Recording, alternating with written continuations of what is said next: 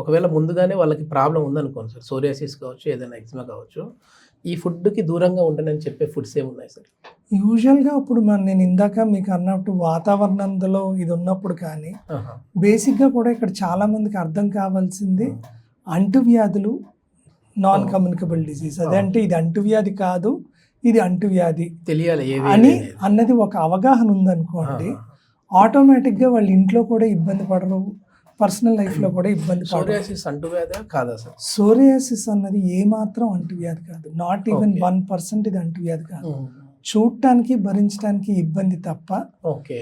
ఉంటే వంశపారంపరంగా కంపల్సరీగా ఒక జీన్ పాస్ అవ్వచ్చు. లేకపోతే అధిక ఒత్తిడి, హుహు. ఒక ఆటో ఇమ్యూన్ రియాక్షన్ స్టార్ట్ అయినప్పుడు ఇది ట్రిగ్గర్ అవుతుంది తప్ప, ఓకే. ఇది ఏమాత్రం అంటువ్యాధి కానే కాదు. ఓకే. చర్మ సమస్యలలో ఏవేవి అంటువ్యాధి కాదు సార్? అంటే ఇప్పుడు సోరియాసిస్ అయితే కాదని ఒక క్లారిటీ చెప్పారు మీరు. తర్వాత ఇంకా ఏదొస్తే మనం అంటువ్యాధిగా పరిగణించి యూజువల్‌గా జాగ్రత్త మనం పడాలి? ఎక్సిమా అంటాము, ఆ! టీనియా అంటాము, గజ్జి, తామర. గజ్జి, తామర అంటాము. సో వీళ్ళు ఈ అంటువ్యాధుల కింద పరిగణిస్తాం. ఓకే. ఓకే. సో కంపల్సరీగా వాళ్ళకు కూడా తెలియకుండా చేసే పెద్ద తప్పు ఏంటంటే, ఒక చోట గోకిన తర్వాత ఇన్ఫెక్టెడ్ ఏరియాలో ఉన్నప్పుడు అది ఇంకో చోట గోకితే మళ్ళీ ఆ ఒక్క ఏరియాకి మీరే స్ప్రెడ్ చేస్తారు. ఓకే. ఓకే. ఒక చోట సో నుంచి ఇంకో గోల్డ్ చోటకి. అయ్యి అంటే నెయిల్స్ అయ్యి కరెక్ట్‌గా గ్రూమ్ చేసుకొని ఉంచుకోవటం, పాలియస్టర్ సిల్క్ అవాయిడ్ చేయటం. హుహు. సో అదేమంటారు, సెపరేట్ టవల్, బెడ్షీటు, సోపు ఉంచుకోవటం. ఎందుకంటే ఒకళ్ళ నుంచి ఒకళ్ళకి అది వెళ్తూ ఉంటుంది యెస్. యెస్. కాబట్టి. యెస్. సో ఈ చేస్తూ హాట్ వాటర్ అది పోసుకోవటం. ఎందుకంటే ఆల్రెడీ చలికాలం వల్ల, చలి వల్ల ఇది వచ్చింది కాబట్టి హాట్ వాటర్ బాత్ అది తీసుకోవటము, ఓకే. ఫిజికల్ యాక్టివిటీ అది చేసుకోవటము. ఓహ్! తర్వాత ఏ ఫుడ్స్ ఏమన్నా తిన్నాయి, ఏమన్నా ఉన్నాయి, అవి తిన్న తర్వాత ఇబ్బంది పెరుగుతుందంటే అది వ్యక్తిగతంగా పక్కన పెట్టేసేయాలి. ఓకే. ఓకే. అది వాళ్ళ బాడీ తత్వాన్ని బట్టి ఉంటది. అంటే అందరికీ ఇమీడియట్‌గా ఇదే ఫుడ్ రియాక్షన్ అని కాదు. చూపిస్తది. ఆహా! ఇమీడియట్ రియాక్షన్ చూపిస్తుంది. ఓకే. ఓకే. అది.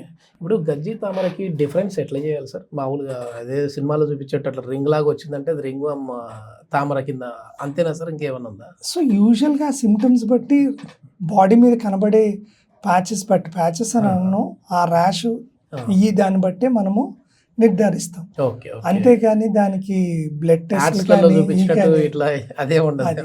యూజువల్‌గా రింగ్వర్మ్ ఆర్ టీనియా ఇది అని అంటూ ఉంటాం. ఆహాహాహా. పిక్చర్ అదే, యెస్. యెస్. కానీ అన్నీ అవి కావు. ఓకే. ఓకే. అది. So Yes. ఇక్కడ మనకి క్లారిటీ ఉన్నప్పుడు జాగ్రత్త తీసుకోగలుగుతాము. మెడిసిన్స్ అయ్యి వేసుకుని నివారణ కూడా మనం పొందుతాం. యెస్. యెస్. సార్ ఇప్పుడు వెటిలిగో అని చెప్పేసేసి వింటా ఉన్నాం కదా! ఇది బొల్లి మచ్చల్లాగా వస్తా ఉంటాయి. సో నార్మల్‌గా ఉన్న తెల్ల మచ్చలు ఉంటా ఉంటాయి కదా! ఏదన్నా వచ్చి పౌష్టికాహారం లేకపోవడం వల్ల వచ్చిన తెల్ల మచ్చకి, వెటిలిగోకి ఎట్లా డిఫరెన్స్ చేయాలి సార్ మనం? యూజువల్‌గా బొల్లి అన్నది, విట్లిగో అన్నది ఏంటి అని అంటే, మనకి శరీరంలో ఎప్పుడైతే మనకి రంగు కణాలు పనిచేయకపోవటం ఉంటుందో ఓకే. దాన్నే మనం బొల్లి అంటాం. ఆహా! అంటే మనకి మెలనోసైట్స్ అని చెప్పేసి యెస్. చర్మంలో ఉంటాయి. హ్మ్. ఇవి యాక్చువల్గా మెలనిన్ అన్న ఒక పిగ్మెంట్ని ఉత్పత్తి చేయాలి. ఓకే. కానీ ఎప్పుడైతే ఈ పిగ్మెంట్ అన్నది ఉత్పత్తి కాదో హ్మ్. ఆటోమేటిక్గా ఆ ఏరియాలో తెల్లమచ్చది వచ్చేస్తూ ఉంటుంది. అంటే ప్రతి తెల్ల మచ్చ కూడా బొల్లి కాదు. ఎస్, ప్రతి ఓకే. తెల్లమచ్చ బొల్లి కాదు. ఓకే. ఓకే. అది కొన్ని డెఫిషియన్సీ వల్ల కూడా మనకి బొల్లి అంత తెల్లగా కాకపోయినా కొన్ని తెల్లమచ్చల కింద అది మనకు కనబడుతూ ఉంటాయి. యెస్. మనకి విటమిన్ డి డెఫిషియన్సీ, మిగతా లోపాలు అయ్యి ఉన్నప్పుడు కూడా ఇవి వస్తాయి.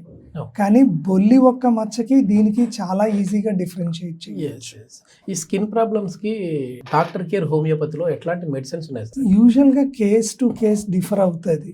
కాన్స్టిట్యూషనల్ ట్రీట్మెంట్ ద్వారా ఇందాక మనం మాట్లాడుకున్నట్టు ఇమ్యూనిటీ పెంచడం ద్వారా, ఆ ఒక్క కండిషనే కాకుండా ఆ ఒక్క వ్యక్తి ఇమ్యూనిటీ అది బాగుంది అని అంటే, తన జీవన విధానం బాగుంది అని అంటే, ఇదే చిన్నయే కాదు దీర్ఘకాలిక రోగాలు రాకుండా Yes. కూడా homeopathy doctor care homeopathy constitutional treatment చాలా సహాయపడుతుంది. ఇప్పుడు మీరు ఇవి చూసిన తర్వాత ఈ యొక్క లక్షణాలు కానీ మీకు డాక్టర్ కేర్ హోమియోపతి యొక్క కాన్స్టిట్యూషనల్ ట్రీట్మెంట్ ద్వారా మీరు సంప్రదించాలి అనుకుంటే స్క్రీన్ మీద కనబడుతున్న ఈ నెంబర్కి ఇమీడియట్గా కాల్ చేయండి.